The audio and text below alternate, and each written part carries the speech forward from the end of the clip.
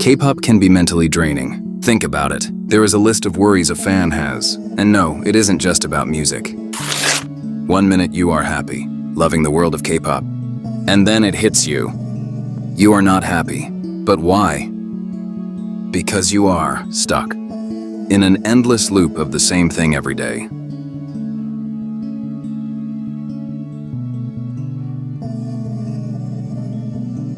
K-pop can still make you happy in several ways, but ask yourself, is it worth it? Worth it? Of course, I adore the groups I stan, but the high-stakes environment of a K-pop fandom can lead to obsessive and anxious behavior, where fans become heavily invested in their group's success. Fans feel personally responsible for their favorite group's wins, sometimes losing sleep and obsessively streaming or voting to increase the group's chances of winning awards. I understand you want your group to win, but that can't always be the case, which is okay. I hope you know that. Online fan wars, hate comments, and major misinformation can create a hostile environment that is so mentally exhausting to navigate. The all-consuming nature of K-pop can lead many fans to neglect their real-life relationships and hobbies, causing them to feel lonely or misunderstood by those outside of the fandom. And that isn't even the worst part of it all. Parasocial relationships. I have spoken about this a little before. The K-pop industry cultivates a sense of intimacy between idols and fans through consistent content such as live streams, fan calls, and personalized messages. Some will ask, well, what's wrong with that? A lot is wrong, actually. You start to become overly dependent of the idol for emotional fulfillment, leading to emotional distress if the idol faces a scandal or takes a hiatus. You might think, is this it? And the world around you may crumble. This intimacy can give you or others a sense of entitlement or ownership over the idol's personal life, resulting in harsh backlash if the idol dates or acts outside their curated persona. Negative self-image and comparison. The meticulously curated, perfect visuals of K-pop idols can lead fans to compare themselves and feel insecure about their own appearance. The intense focus on looks and weight can even trigger body issues and eating disorders. So why is K-pop even worth it at this point?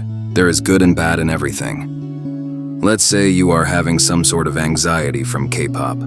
You have to find out where it came from and why it suddenly happened, right? So allow me to bring up a few factors here. Comparing idols' lives to your own. Something I do not think is mentally healthy at all. If you see an idol your age and think why your life doesn't look like theirs, stop there. Your life looks different because we are all our own person.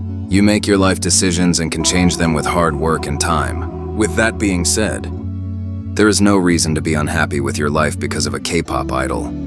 Change can happen and it won't if you sit there doing nothing at all. The obsession gets so intense that before you know it, you have failed school, lost friends, lost a connection with a parent or a family member. It becomes so overpowering. This is why the obsession stops here. You are mentally drained from it all. I love him so much, or I love her so much. A problem when someone is so obsessed with an idol. If you would spend more time speaking like this to family or friends, you wouldn't have such a large problem in your daily life. Social media is the problem. When we spend so much time on apps each day that contain such hateful and misleading content, you get to a point of being drained. This is why I think it's so important to take breaks. I'm not saying you have to do this, but if K-pop has started feeling like a chore, then it's break time. You want K-pop to be fun and free, but it won't feel that way if you have become so drained by it all. So, what else is better than taking a break? Small steps. Slowly allowing yourself off of those apps and not arguing with people who hate the group or idol you like. I think I can use myself as a good example here. I was in my teens when my obsession took off. I even changed my appearance. It wasn't until I hit my 20s.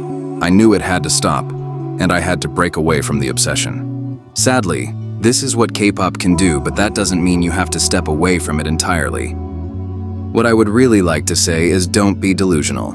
Why, you will ask? The delusion slowly starts to become a daily routine. You find yourself falling deeper and deeper into what you want to see and hear, even thinking that marrying your bias will happen one day.